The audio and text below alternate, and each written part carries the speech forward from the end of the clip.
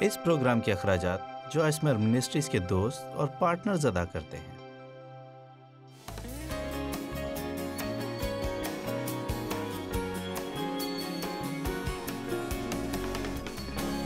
اگر میں آپ سے یہ کہوں کہ آج رات میں آپ کو سکھاؤں گی کہ خدا آپ کو کس حد تک معاف کرتا ہے، چاہے آپ جو کچھ بھی یا جتنی دفعہ بھی کریں، یا چاہے کتنا ہی سنگین گناہ کیوں نہ ہو، خدا آپ کو معاف کرتا ہے۔ وہ آپ کے قصور کے بارے میں جانے بغیر اور اس کے بارے میں سرزنش کیے بغیر ہی معاف کرتا ہے، اور نہ تو وہ اس گناہ کے موافق آپ سے سلوک کرتا ہے اور نہ ہی کبھی اس گناہ کو یاد بھی کرتا ہے۔ تو آپ اس پیغام کو بہت پسند کریں گے، آپ ساری رات خوشی سے تالیاں بجائیں گے۔ آج میرا پیغام یہ نہیں ہے، شاید تھوڑا بہت میں اس بارے میں بات کروں، میں آج اس بارے میں آپ کو سکھاؤں گی جس کے بارے میں آپ کو اپنی زندگی میں بار بار پیغام سننے کی ضرورت ہے۔ کچھ پیغام ایسے ہوتے ہیں جن کو ہمیں ایک بار نہیں بلکہ اکثر باقاعدگی سے سننے کی ضرورت ہے۔ انہی پیغامات میں سے ایک ہمارے ذہن اور خیالات کے بارے میں ہے۔ کیا آپ میں سے کسی کو کبھی کوئی ذہنی مسئلہ ہوا؟ او میرے خدایا، مجھے بھی ہوا۔ اور زبان کا مسئلہ؟ ہاں مجھے بھی ہوا۔ اور ان لوگوں کو معاف کرنے کے بارے میں بھی جو ہمیں دکھ پہنچاتے ہیں اور تکلیف دیتے ہیں۔ ٹھیک ہے، بہت سی باتیں جو یسوع نے ہمیں سکھائیں، ان میں سے ایک دوسروں کو معاف کرنے کی اہمیت، اور اس نے بتایا ہے کہ چونکہ اس نے ہمیں معاف کیا ہے اس لیے ہمیں بھی دوسروں کو معاف کرنا چاہیے۔ اور میرا خیال ہے کہ معاف کرنا مشکل لگنے کی بہت سی وجوہات میں سے ایک یہ ہے کہ ہم یہ بھول جاتے ہیں کہ اس نے ہمیں معاف کیا ہے۔ جب خدا ہم سے دوسروں کو معاف کرنے کا مطالبہ کرتا ہے تو ہمیں اس کے بارے میں تھوڑا بہت زیادہ سوچنے کی ضرورت ہوتی ہے کہ ہمیں کسی دوسرے کو معاف کرنے میں مشکل کیوں پیش آتی ہے، یا ہم سوچتے ہیں کہ یہ درست نہیں ہے۔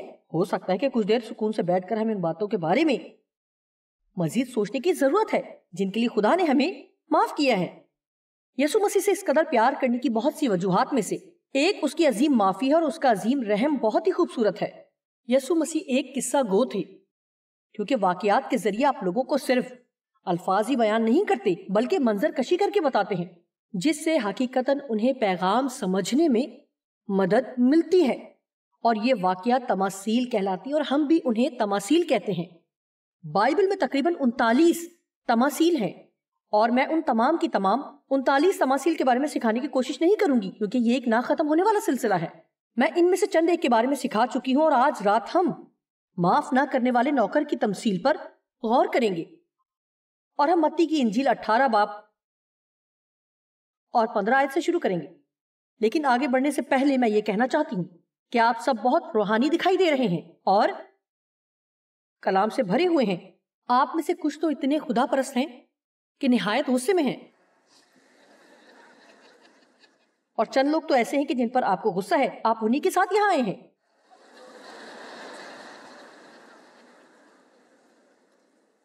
آمین۔ سنیں، مجھے یاد ہے کہ جب چرچ جاتے ہوئے میں اور ڈیو راستے میں لڑتے ہوئے جاتے تھے، پھر چرچ کے سامنے دروازے سے داخل ہوتے اور پہلے ارد گرد موجود دوسرے روحانی لوگوں کو دیکھتے، اور پھر دیکھتے ہی خداوند تیری تعریف ہو، خداوند تیرا شکر ہو بولنا شروع کر دیتے ہیں۔ چرچ جانا، آگے کی قطار میں بیٹھنا، تالیاں بجانا اور گیت گانا، پھر واپس گاڑی میں بیٹھنا، رستے بھر لڑائی کرنا، گھر پہنچ کر ڈیو پر غصہ کرنا، اسے کھانے کے لیے کچھ نہ دینا۔ او خدایا، یہ کیا ہے؟ نئے مسیحی ہوتے ہوئے تو یہ ٹھیک ہے، لیکن پختہ عمر کے ایمانداروں کا رویہ ایسا نہیں ہونا چاہیے۔ آمین۔ اگر کوئی ہمیں دکھ پہنچانے کی کوشش کرتا ہے تو ہمیں اس بات سے دکھی نہیں ہونا۔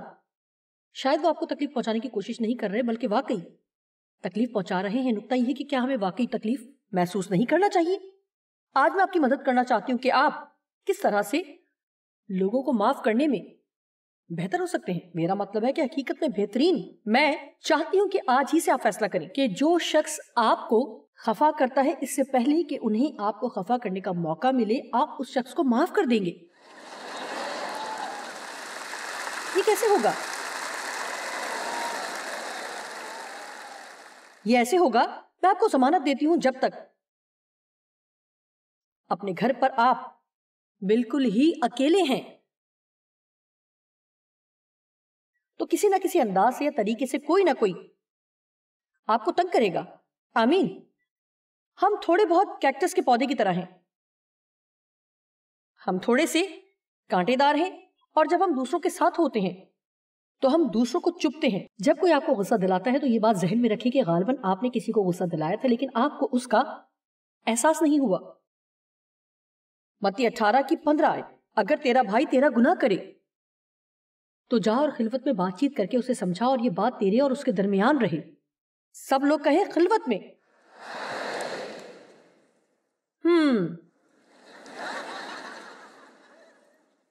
ایک بار اور کہیں.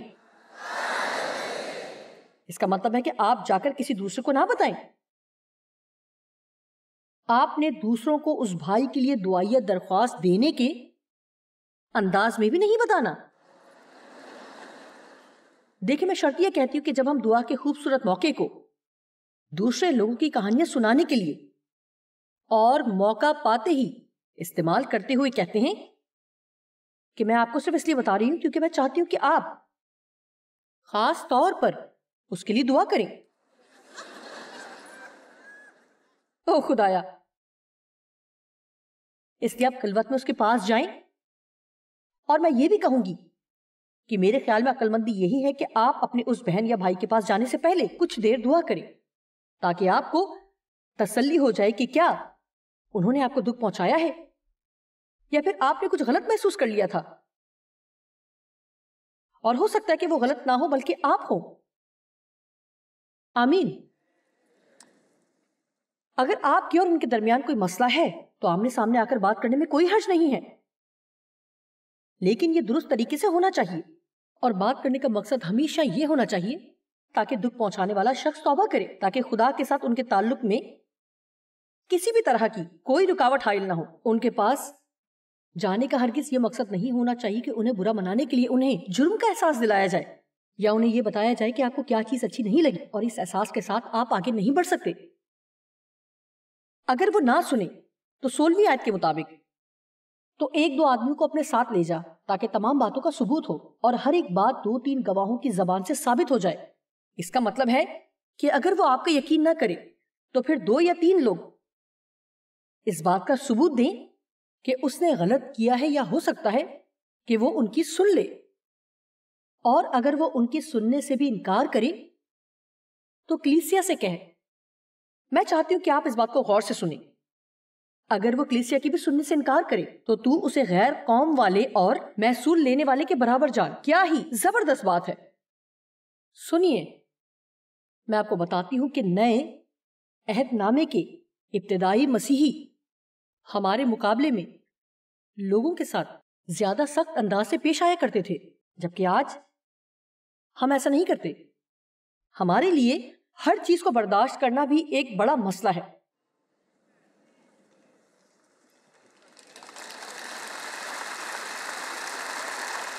لوگوں کے ساتھ ہر طرح سے محبت سے پیش آؤ. لیکن نئے عہد نامے میں حقیقتاً ابتدائی کلیسیا میں اس طرح کا رویہ نہیں ملتا. اگر وہ کلیسیا کی بھی نہ سنے تو پھر اسے غیر قوم والے اور محصول لینے والے کے برابر جان. کوئی شخص بھی محصول لینے والے سے تعلق رکھنا نہیں چاہتا، لیکن دوبارہ یہ اس لیے تھا کہ انسان کی مدد ہو سکے. یہ نہ تو اسے دکھ پہنچانے کے لیے تھا اور نہ ہی اسے شرمندہ کرنے کے لیے تھا، نہ ہی ظالمانہ یا خدا پرستی سے الگ رویہ تھا، بلکہ اس سب کا مقصد اس کی مدد کرنا تھا تاکہ اس کی توبہ تک نوبت پہنچے. جانتے ہیں، اس ہفتے میں کسی خاتون سے بات کر رہی تھی اور وہ خاتون کسی ایسے مسئلے سے دوچار تھی جہاں کوئی دوسرا بار بار وہی حرکت دہرا رہا تھا، اور جو وہ کر رہا تھا وہ حرکت بہت غلط تھی، اور اس نے بتایا کہ اس کا کوئی بھی نتیجہ نہیں نکلا. اور کیا آپ جانتے کہ بائبل بھی یہی کہتی ہے کہ اگر کوئی گناہ کرتا ہے اور اس کا کوئی نتیجہ نہیں نکلتا تو پھر وہ شخص بار بار اس گناہ کو دہراتا رہے گا. 18ویں آیت بہت اہم ہے.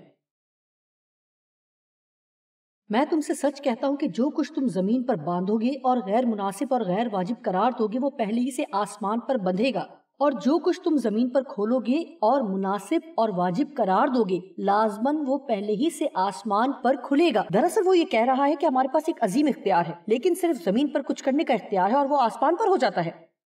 اس لیے اگر آپ یہ سوچتے ہیں کہ جس کسی پر بھی آپ کو غصہ ہے یا اگلے ہفتے جس کسی پر بھی غصہ کرنے کی آزمائش ہو سکتی ہے، تو سوچیے کہ اگر یسوع ہوتا تو کیا وہ مسلسل ان پر غصے کرتا رہتا؟ اگر ہاں تو آپ بھی غصہ کریں۔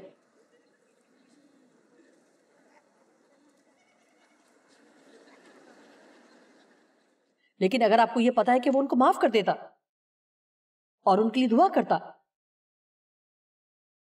بلکہ ان کے لیے برکت چاہتا، جو کہ میں کلام سے بھی ثابت کر سکتی ہوں، تو پھر یاد رکھیے کہ آپ کو بھی ان سے ناراض رہنے کا کوئی اختیار نہیں ہے۔ چاہے اگر کوئی توبہ نہ بھی کرے تب بھی ہمارے پاس اختیار نہیں کہ ہم ان سے ناراض رہیں۔ اپنا حصہ ادا کرتے ہوئے ہمیں ان کو معاف کرنے کی ضرورت ہے۔ اس کا ہرگز مطلب یہ نہیں ہے کہ آپ ان کے ساتھ مختلف رویہ رکھیں، لیکن پھر بھی آپ کو انہیں معاف کرنا ہے۔ لہٰذا ہمارے پاس اختیار تو ہے، لیکن یہ اختیار صرف زمین پر معاف کرنے کا ہے۔ اور پھر 19ویں آیت میں لکھا ہے، پھر میں تم سے کہتا ہوں کہ اگر تم میں سے 2 شخص، اب یہ بات یسوع بذات خود کہہ رہے ہیں، پھر میں تم سے کہتا ہوں کہ اگر تم میں سے 2 شخص زمین پر کسی بات کے لیے، یعنی اس میں سب کچھ شامل ہے جسے وہ چاہتے ہو اتفاق کریں، یعنی جس میں ان کا باہم فیصلہ ہو اور جس میں تفرقہ نہ ہو، تو وہ میرے باپ کی طرف سے جو آسمان پر ہے ان کے لیے ہو جائے گی۔ یہاں پر اتفاق اور اتحاد کی اہمیت بتائی گئی ہے۔ شاید ابھی تک آپ اس ازدواجی زندگی کی قوت کو سمجھنا شروع نہیں کر پائے، جہاں پر سکون، اتحاد اور اتفاق جیسی چیزوں کا وجود ہوتا ہے۔ شاید متفقہ دعا کے بارے میں ہم نے بہت مرتبہ سن رکھا ہو، یہاں متفقہ دعا کے بارے میں کچھ نہیں کہا گیا۔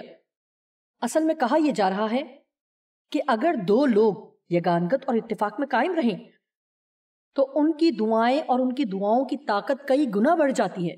جب پہلی بار میں نے اس متفقہ دعا پر پیغام دیا تو مجھے کسی نے نہیں بتایا کہ میں پورا ہفتہ کسی کے ساتھ لڑتی اور پھر جب مجھے کسی معجزے کی ضرورت ہو تو ان سے کہوں کہ وہ میرے معجزے کے لیے میرے ساتھ متفق ہو، اور پھر گھر جاؤں اور دوبارہ لڑائی جھگڑا شروع کر دوں۔ کیا آپ نے کبھی متفقہ دعا کے بارے میں سیکھا؟ اگر ایسا نہیں تو ہم یہ کہیں گے کہ کیا میں آپ کو کسی چیز کے لیے اپنے ساتھ متفق کر سکتی ہوں؟ میں بیمار ہوں، کیا آپ میری شفا کے لیے میرے ساتھ متفق ہوں گے؟ نوکری کی تلاش کی دعا میں کیا آپ میرے ساتھ متفق ہوں گے؟ سنیے، دعا قوت رکھتی ہے، لیکن بہتر یہ ہے کہ آپ کسی کو ڈھونڈیں جس کے ساتھ دعا میں متفق ہو کر آپ زندگی گزاریں۔ پورا ہفتہ اپنے پاسٹر کے بارے میں غلط باتیں کرنے کے بعد جب ڈاکٹر کی طرف سے کوئی بری خبر ملتی ہے تو آپ بھاگے بھاگے جا کر اپنے پاسٹر سے متفق ہو کر دعا کرنے کے لیے نہیں کہہ سکتے۔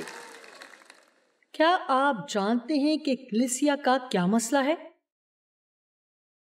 میرا مطلب ہے کہ کلیسیا میں بہت سارے لوگ ایک دوسرے سے ناراض ہیں، اور ہر دفعہ جب راہ چلتے ہوئے کوئی دوسرا ان کی طرف دیکھے یا پھر کوئی شخص ان سے ہاتھ نہ ملائے تو ناراض یا رنجیدہ ہو جاتے ہیں۔ اگر کوئی یہ نہیں کرتا اور اگر کوئی وہ نہیں کرتا، ہمیں ان باتوں سے باہر آنا ہے اور بڑے ہونا ہے۔ آمین۔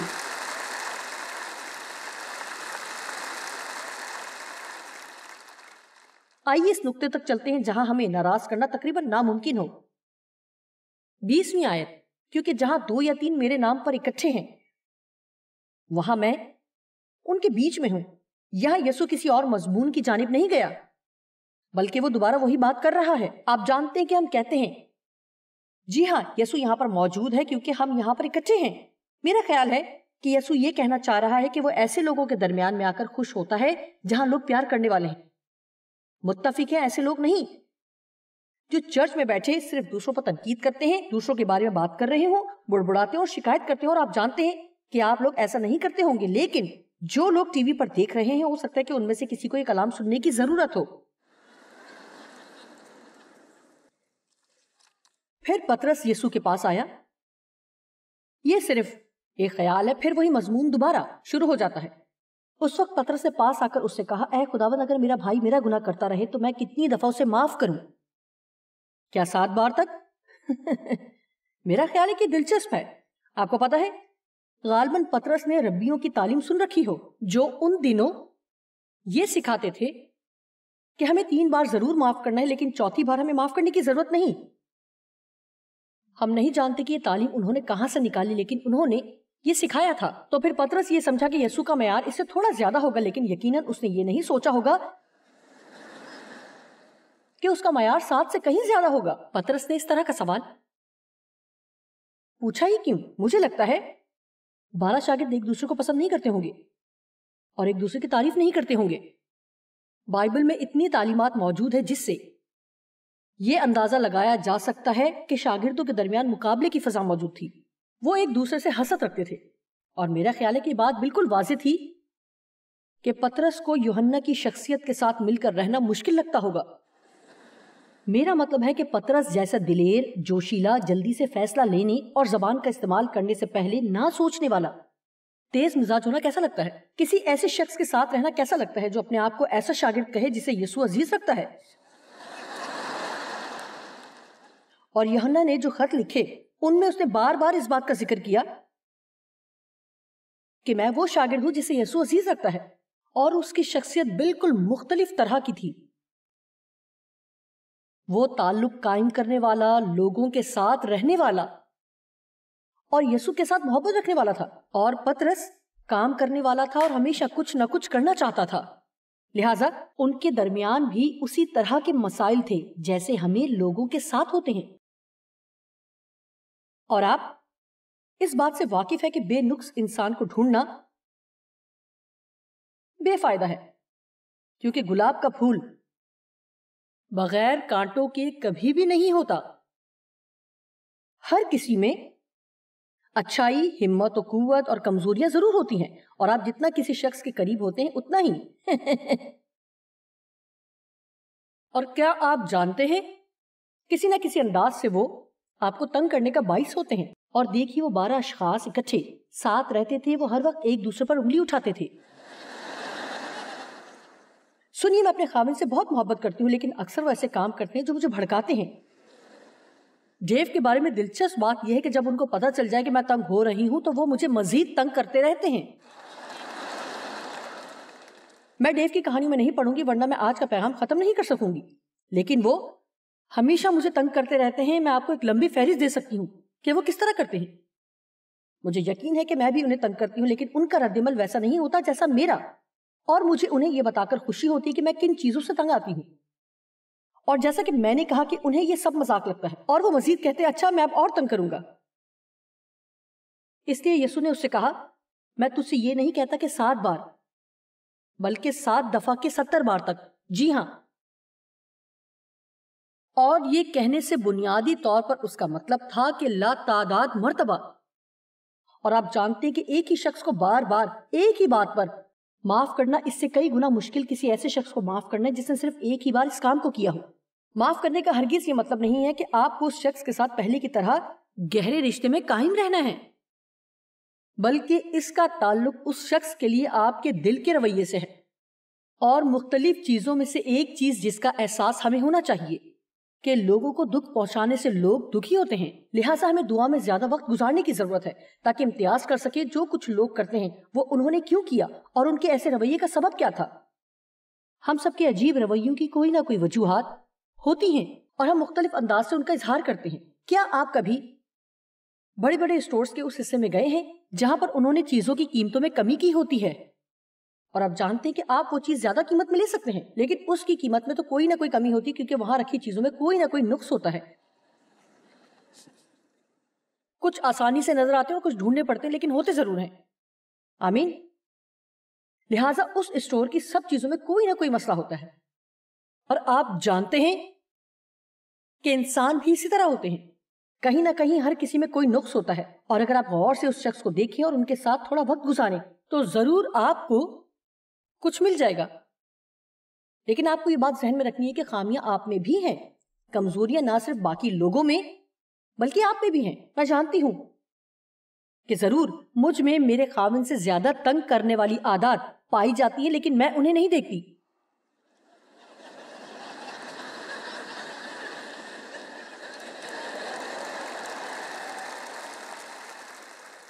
اور اگر نظر آ بھی جائیں تو میں بہانے بنانے میں تیز ہوں۔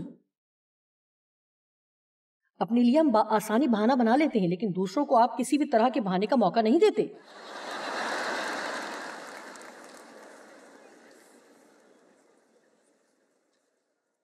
آپ میں سے چند ایسے ہیں کہ جب آپ گھر جائیں تو آپ کو کسی کو معاف کرنا ہے.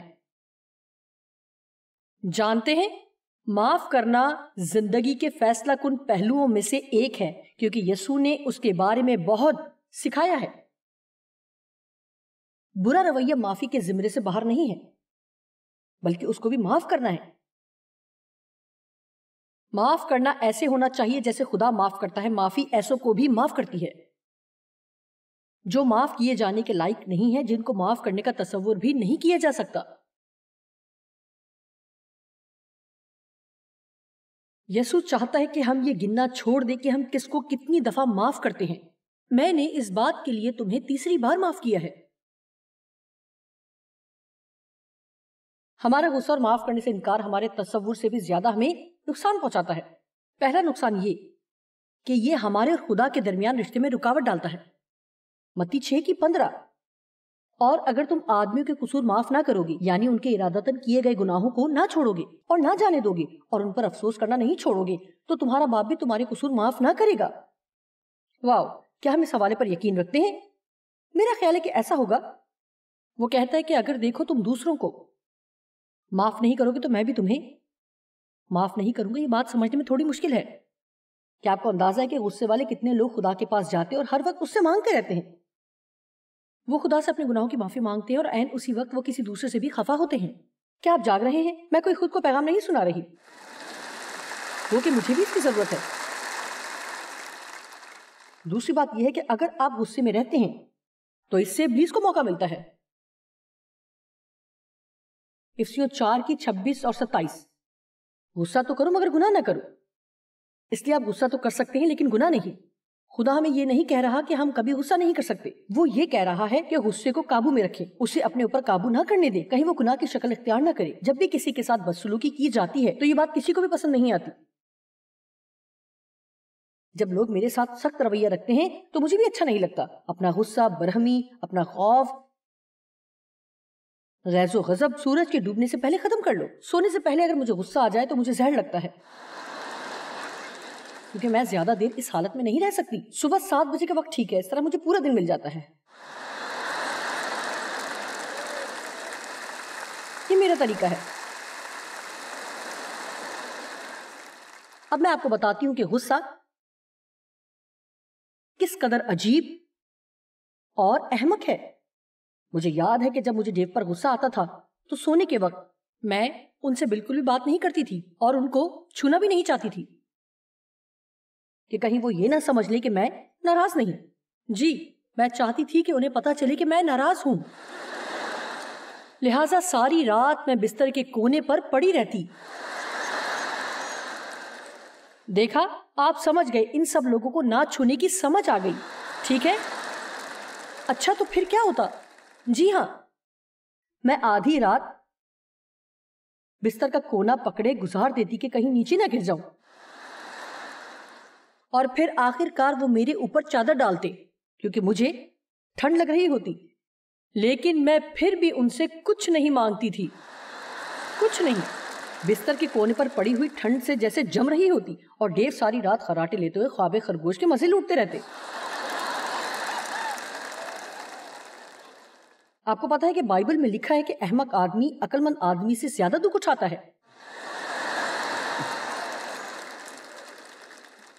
آمین. واو. جب ہم غصے میں ہوتے ہیں تو شیطان ہمارا فائدہ اٹھاتا ہے. ویسے ہی آہستہ آہستہ میں نے سیکھا ہے، اب میں سوتے ہوئے ناراض نہیں ہوتی. اب اگر مجھے کسی بات کے لیے معافی بھی مانگنی پڑے تو میں کوئی پرواہ نہیں کرتی. میرا مطلب ہے کہ میں ناراضگی کے ساتھ بستر پر نہیں جاؤں گی. میں اس پر اتنی سخت محنت نہیں کرنا چاہتی جتنی کہ میں خدا کے ساتھ تعلق کے لیے کرتی ہوں، کہ اپنی زندگی میں اس کا مزہ حاصل کروں تاکہ میں اس کی انجیل کی منادی کر سکوں اور پھر بستر پر جاؤں. ابلیس کو موقع دینا. اور در حقیقت یہ شیطان کا ایک ہتھیار اور طریقہ ہے کہ آپ سے خدا کی حضوری چرا لے، آپ کے مسا میں رکاوٹ ڈالے، آپ کو طاقت حاصل کرنے سے روکے اور آپ کو تفرقے میں ڈالے تاکہ آپ کی دعائیں کام نہ کریں. ایسا نہیں ہوتا. اس کے پاس اس کے علاوہ اور کچھ بھی نہیں ہے، بالکل نہیں. ان طریقوں سے ابلیس ہمارا فائدہ اٹھاتا ہے. بائبل بتاتی ہے 2 کرنتھیوں 2:10 اور 11. پولس کہتے ہیں جسے تم کچھ معاف کرتے ہو تو اسے میں بھی معاف کرتا ہوں، کیونکہ جو کچھ میں نے معاف کیا اگر میں نے کچھ معاف کیا ہے تو مسیح کا قائم مقام ہو کر تمہاری خاطر معاف کیا. 11ویں آیت پر غور کریں تاکہ شیطان کا ہم پر داؤ نہ چلے، کیونکہ ہم اس کی مرضی اور ہیلوں سے ناواقف نہیں ہیں.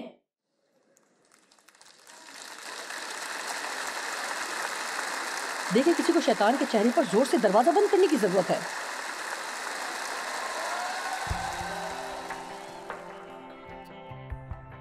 جب کسی کے دکھ پہنچانے کی وجہ سے ہم معاف نہ کرنے والی روح سے آزمائے جاتے ہیں تو ہمیں یہ یاد رکھنے کی ضرورت ہے کہ خدا نے ہمیں کس حد تک معاف کیا ہے. جب ہم معاف کرتے ہیں تو ہم ایک قیدی کو رہا کرتے ہیں، اور وہ قیدی ہم خود ہوتے ہیں.